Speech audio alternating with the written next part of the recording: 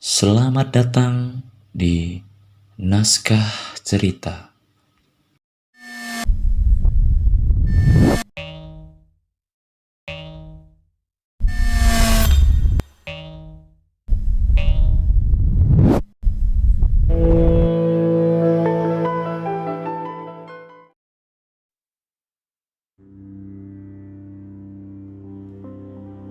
Tujuan pembuat channel ini ingin membawa Anda, para pendengar, untuk bisa melampaui batas imajinasi dalam bayangan kehidupan nyata.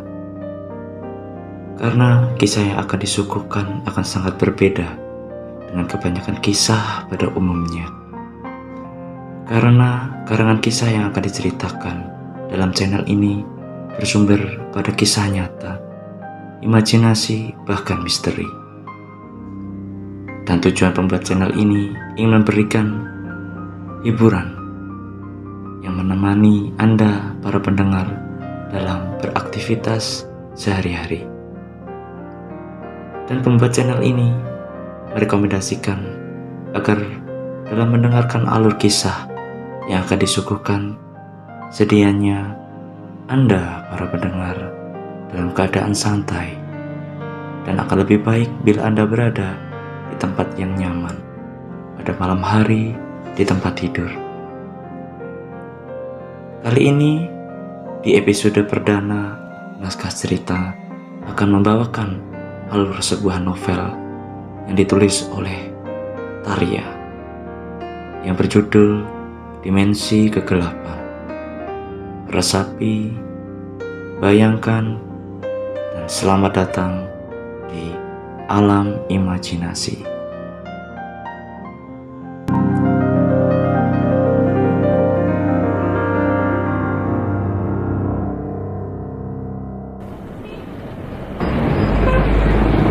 Kisah awal kita akan dibawa pada suatu kota kecil bernama Mekton, di salah satu negara bernama Relegon, di mana kota itu adalah sebuah kota dengan tingkat penduduk yang lumayan ramai, tetapi tidak begitu padat. Dan di sini kita diperkenalkan pada 3 sosok pemuda. Yang pertama bernama Pang. Dia adalah sosok pria yang tinggi, berkulit coklat, bermata hitam, dan berambut ikal dengan style mohawk rapi. Pang adalah sosok pria dengan kepribadian rendah hati, dermawan, dan penyayang. Dalam kesehariannya, Pang bekerja menjadi petugas kasir di sebuah minimarket di kota Mekton. Pria yang kedua, dia adalah pemuda yang bekerja sebagai pedagang barang bekas ulung yang tidak tampan akan tetapi menarik karena kelakuan konyolnya. Dia tidak terlalu tinggi, berkulit sawo matang, bermata coklat, rambut merah dengan potongan cepak jabrik. Sekilas terlihat seperti sapu lidi.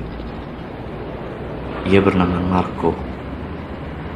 Di balik kekonyolannya, dia adalah seorang yang cerdik, pintar, dengan jiwa sosiopat, yang dia pikir bahwa manusia lebih pantas dibantai dibandingkan hewan karena kelakuan yang tidak bermoral di antara mereka.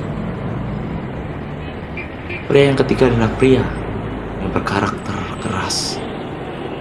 Pada pendiriannya, setia kawan, dan sangat berbahaya bagi siapa saja yang dianggap sebagai musuh, dan seringkali menjadi sosok dermawan bagi orang-orang di sekitarnya. Sebagai seorang teknisi di perusahaan swasta di bidang pemasangan AC, Silly, pria yang bisa kita panggil dengan nama itu, adalah seorang Don Juan, atau dengan bahasa sederhananya, pencinta wanita, yang begitu mutlak terbentuk dalam jiwanya, yang didukung wajah tampan dengan gaya rambut minban, rambut panjang yang dikucir ke belakang.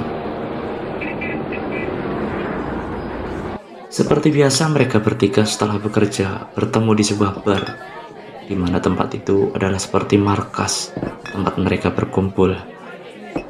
Mereka mengobrol dengan obrolan yang biasa dilakukan oleh beberapa orang yang sudah membangun pertemanan yang sangat lama. Di hari itu, tidak ada hal yang istimewa. Semua berjalan pada semestinya, sama seperti hari-hari sebelumnya. Canda ada tawa, dan gelas minumannya sudah kosong menunjukkan waktu sudah larut malam. Mereka bertiga memutuskan untuk pulang, mengakhiri obrolan mereka. Kemudian mereka bertiga menuju ke parkiran untuk mengambil motor mereka. Silly dan Pang menyalakan motor mereka dan siap untuk berkendara. Akan tetapi Marco nampak dengan susah payah menyalakan motornya yang tidak bisa dihidupkan.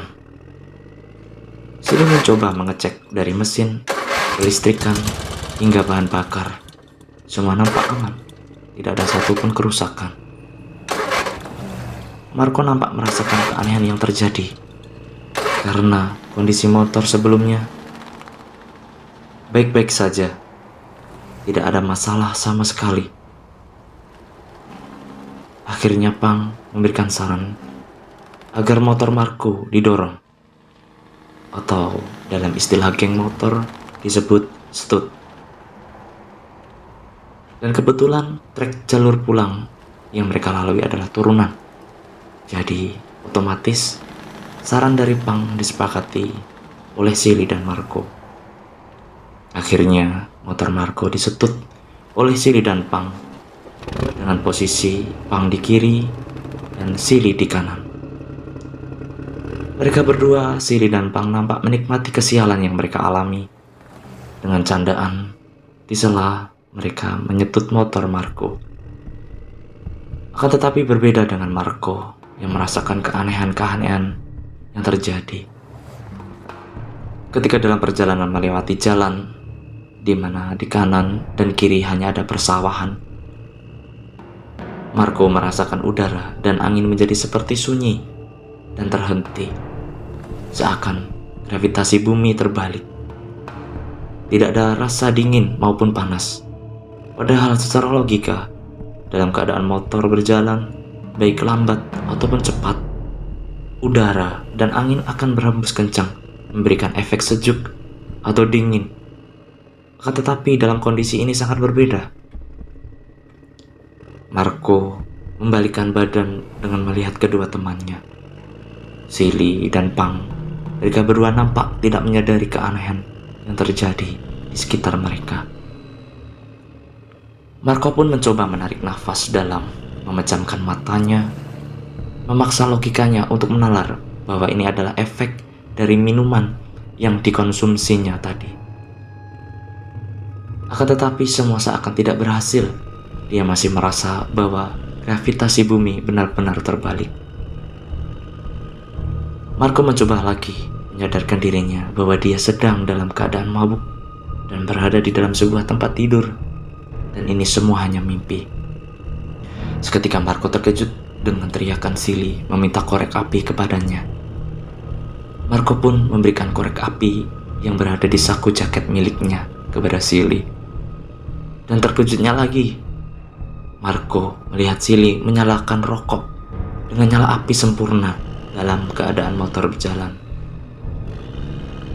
Secara normal, tidak akan mungkin menyalakan rokok dengan korek api dalam keadaan motor berjalan, apalagi dengan nyala api yang sempurna. Keanehan yang terjadi tidak sampai di situ. Ketika mereka bertiga memasuki sebuah terowongan yang biasa mereka lewati setiap hari, Marco melihat aura kegelapan yang datang menerjang mereka layaknya seperti gelombang nuklir yang begitu dahsyat. Marco berteriak, "Awas, ada gelombang!" Silly dan Pang seketika juga merasakan aura yang begitu dahsyat menerpa mereka.